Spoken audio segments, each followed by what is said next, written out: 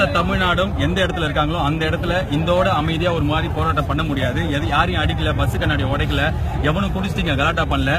இருக்கிற ஒவ்வொரு பசங்களும் தெளிவா இருக்காங்க, என்ன வேணுங்கிறதுல இருக்காங்க. நான் இங்க எதுக்கு வந்தேன்னா ஒரே ஒரு விஷயம் தான், ஜல்லிக்கட்டு தமிழ்நாட்டோட கலாச்சாரத்தோட அடையாளம்னா இன்னைக்கு நடக்கிற இப்ப 4-5 நாளா நடந்துட்டு இருக்கிற போராட்டம் நம்ம எல்லாரோட ஒற்றுமையோட அடையாளம்.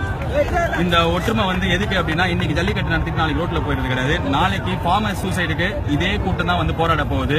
காலேஜ் ஃபீஸ் அதிகமா கேட்டானுங்கன்னா இதே கூட்டம் தான் போராடும். இனிமே எங்களை யாரும் ஏமாத்த முடியாது. ஏமாத்தினீங்கன்னா நாங்க எங்களுக்காக கேள்வி கேட்க ரோட்டுக்கு வருவோம். இந்த ஏமாத்துறது சென்ட்ரல் கவர்மெண்ட் மத்த ஊர்ல இருக்கிறவங்க கிடையாது. இந்த ஊர்ல இருக்கிறவங்க எந்த ஊர்ல இருக்கிறவங்களாலும் தமிழ்நாட்டு மக்களை இதுக்கப்புறம் ஏமாத்த முடியாது. ஏமாத்தினா மக்களாகிய நாங்க எங்களுக்கு கேள்வி கேட்டுப்போம்.